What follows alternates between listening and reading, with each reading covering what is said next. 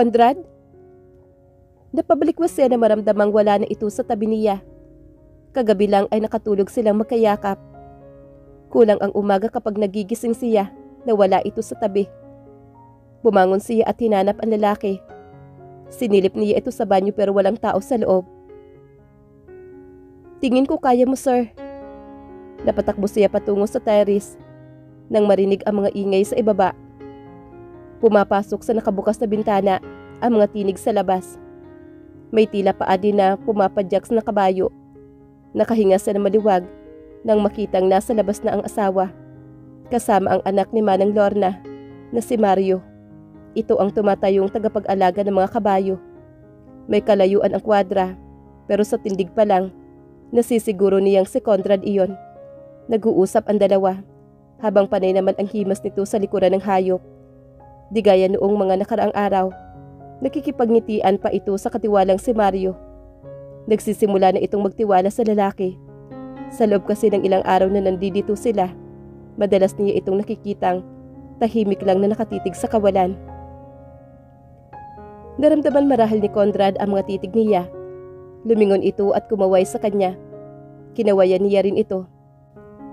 Kaya naman tila naghumirintado ang puso niya. Umalis siya sa kinatatayuan at inayos ng higaan. Mabilis lang siya naghilamos at nagpalit ng damit. Saka bumaba na para maghanda ng agahan. Conrad, breakfast. Excited siya magluto sa araw-araw.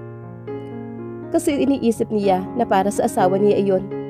Siya lang talaga siguro ang hindi tinatamad na maglilikot sa kusina. Pinatugtog niya muna ang mahinang musika mula sa phone. At sinimulan ang mga gawain niya. Simple lang naman ang naisipan niyang ihanda. Sapat na iyon para kay Conrad. Nakakatuwa nga na sa loob ng ilang araw, nagkakakulay na ang maputla nitong balat.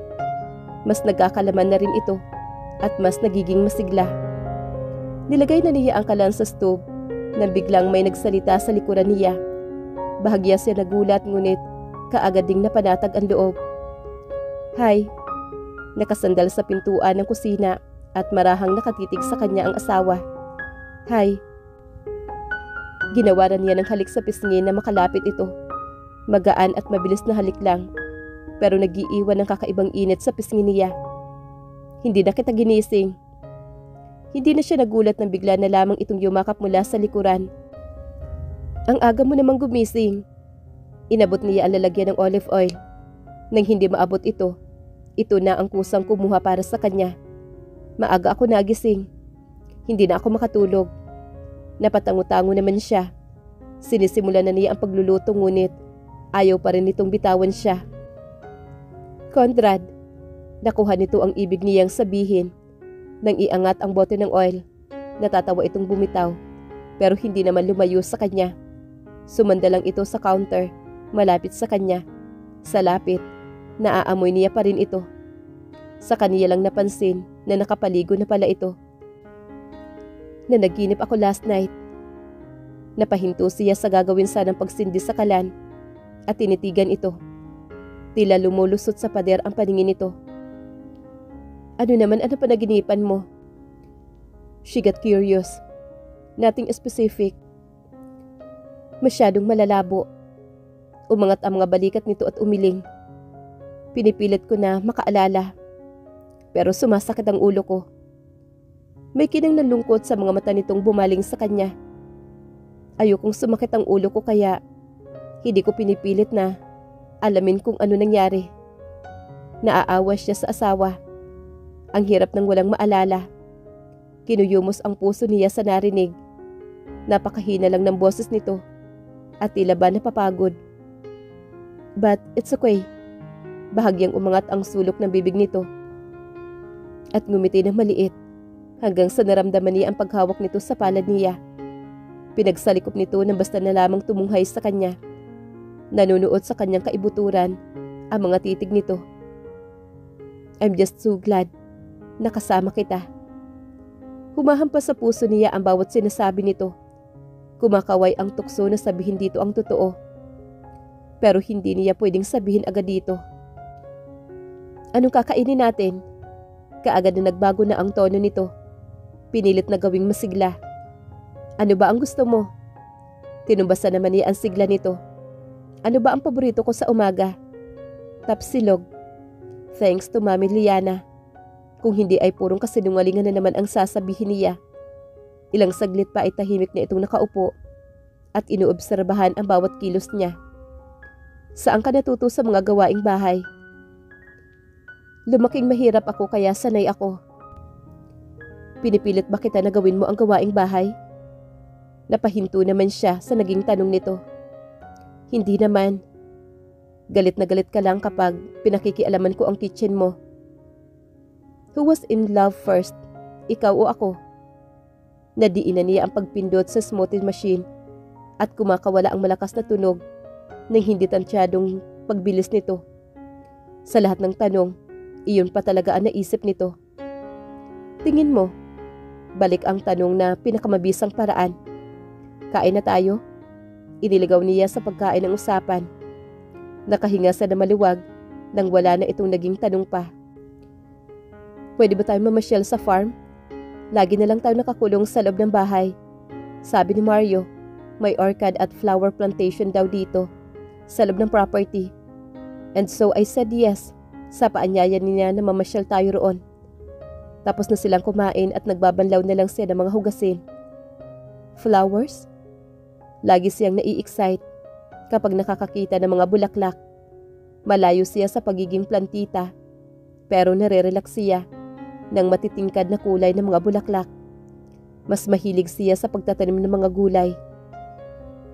Ngayon niya lang nakitang ganito ka-excited si Conrad, kaya pagbibigyan niya ito. Mabilis niyang tinapos ang ginagawa at naghahanda. Parang kinakalabit siya na magsuot ng damit. Namili siya ng damit na komportable. Floral dress na hanggang tuhod at flat sandals ang sapin sa paa. Sa wakas ay magagamit na rin niya ang isa sa 2 sombrero na binili ni Mami Liana para sa kanya. Si Conrad ang kasama niya kaya dapat presentable siya kahit papaano. Nagpahid siya ng sunscreen at ang mahabang buhok ay tinipon sa bumbunan at itinali ng elastic band. Nagiging maarte ka na, Miraya. Okay lang, para naman sa asawa niya. Nakagayak na si Conrad pagbaba niya. Nakasandal ito sa hood ng kotse at nang mag-angat na mukha ay bumalatay ang paghanga sa mga mata nito. Naaasiwa tuloy siya. Lagi naman niyang nahuhuling nakatitig si Conrad sa kanya, pero hindi pa rin niya maiwasang makonsyus. Pretty as always. Inilahad nito ang kamay niya at inalalayan siyang makapanhik sa kotse. Kung hindi pa ito nagka-amnesia, hindi pa lilitaw ang pagiging gentleman sa kanya. Ang weird nga lang, ilang saglit lang ay kapwa na sila nakaupo sa backseat habang nasa harap na manibela si Mario. Kasalukuyan na nitong binubuhay ang makina ng kotse nang pigilan ito ni Conrad. Mario, pwede ba akong sumubok? Napalingon naman si Mario sa kanila na may pagkasurpresa. Hindi naman nawawalang skills ng isang tao kahit na may amnesia. Kaya ho ba ninyo, sir? Tingnan natin. Nagpalit ng pwesto ang dalawa. Ilang sandali munang silang inaral ni Conrad ang harapan ng kotse bago may kung anong kalikutin. Nakikita niya ang kaba sa mga kilos nito. Habang tinititigan ito, ay hindi niya maiwasang makaramdam ng worries. At nang mapaandar nito ang makina at nakita ang pagsilay ng ngiti sa mga labi nito, nakaramdam naman siya ng pagiging proud dito. Pakiramdam niya ay parte na siya ng isang malaking achievements ni Conrad. Nagawa ko! Ang saya-saya nito. Napapasuntok pa ito sa ere. Come here. Tinampal nito ang bakanting upuan sa tabi nito. Tumabi naman siya rito. Sa buong biyahe nila ay hindi nawawaglit ang malapad ng ngiti ni Conrad habang panay ang pagbibigay ng direksyon nito kay Mario. Limitadong stay niya sa property noong nakaraan. Hindi man lang nila napasyalan ang ibang bahagi ng farm. Masasabi niya, maayos na namiminti na ang paligid. Para ano pa ang maraming tauhan. Ang nakakatuwa lang ay hindi pa kalat-kalat ang mga ito malapit sa bahay. Mga ilang minuto na silang lula ng sasakyan nang mahagip ng mga mata niya ang malawak na sunflower field na manghasya sa nakikita. Ang ganda! Bulalas niya ng paghanga. Pwede ba tayong huminto, Conrad?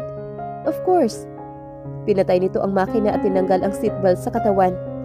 Sa sobrang tuwa niya ay hindi na niya hinintay na pagbuksan siya nito ng kotse. Parang batang tuwang-tuwa siya. Hinila ang kamay ni Conrad.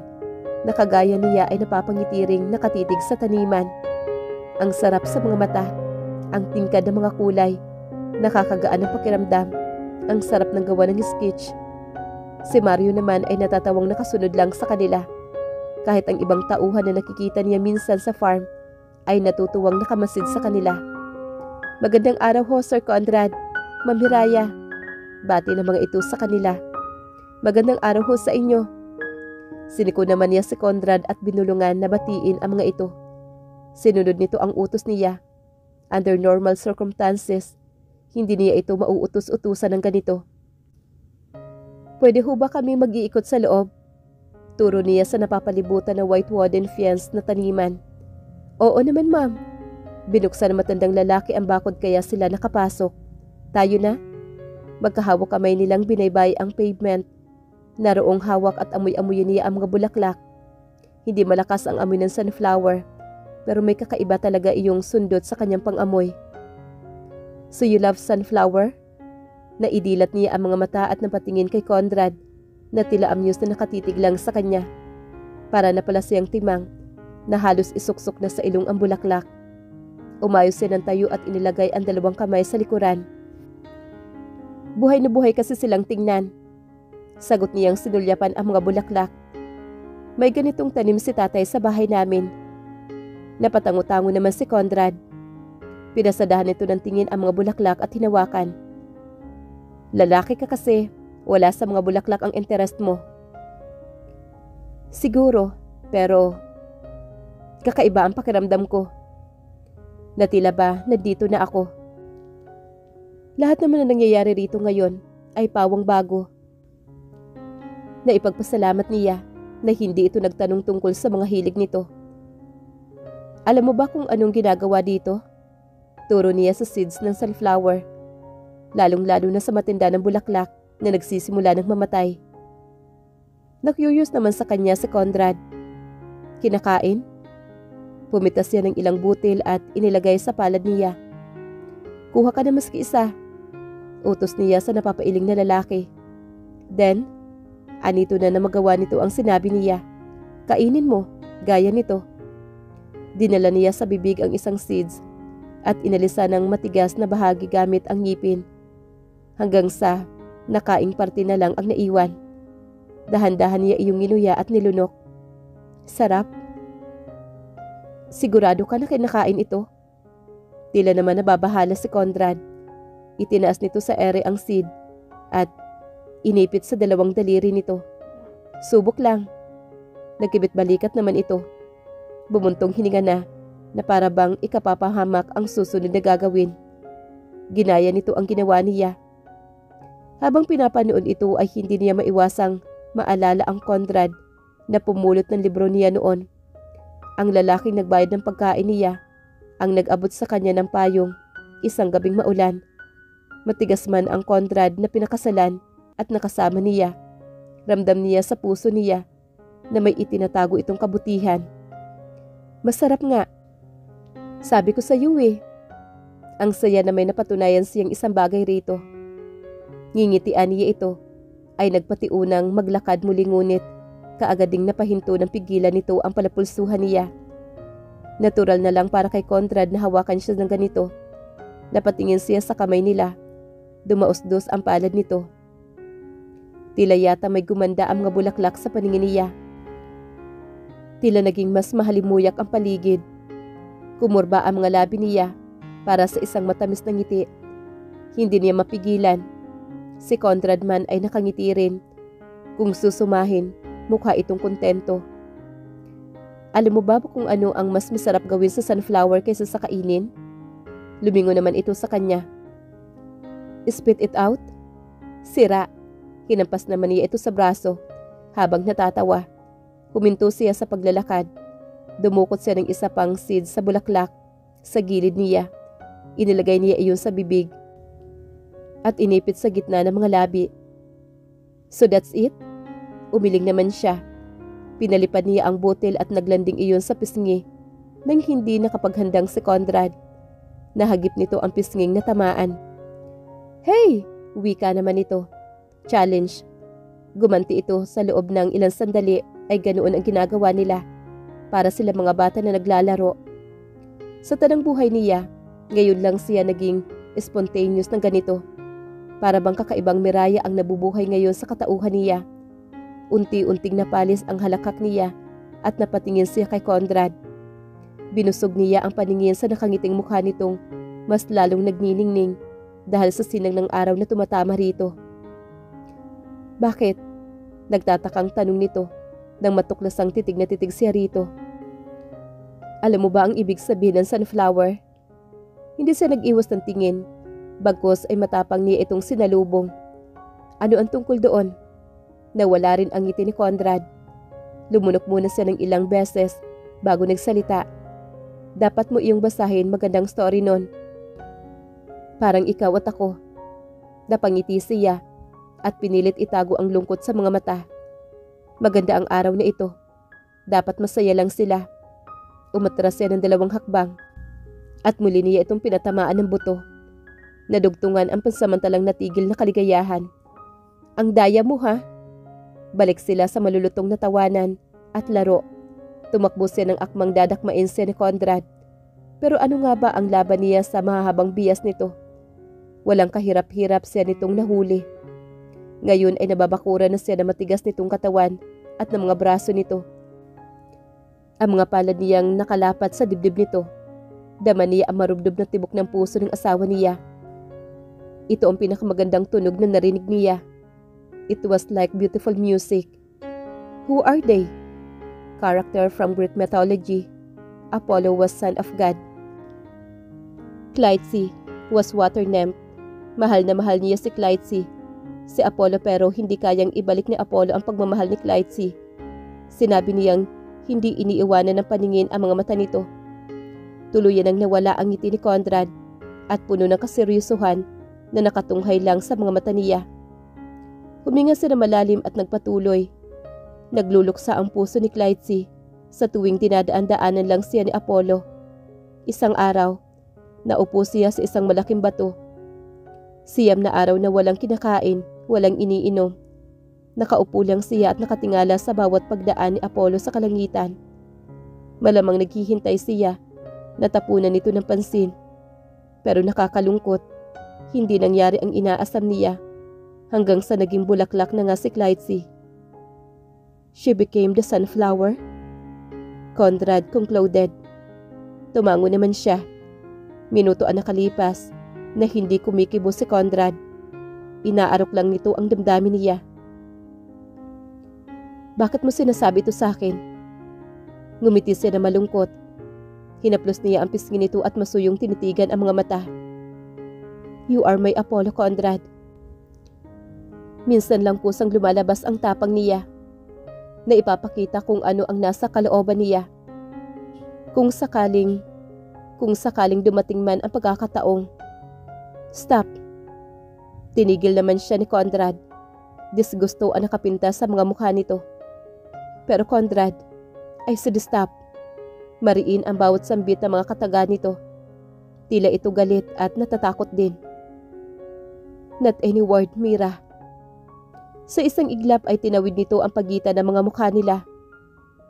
Inangkin nito ang mga labi niya. Automatikong napapikit siya. At ninanamnam ang tamis ng halik nito.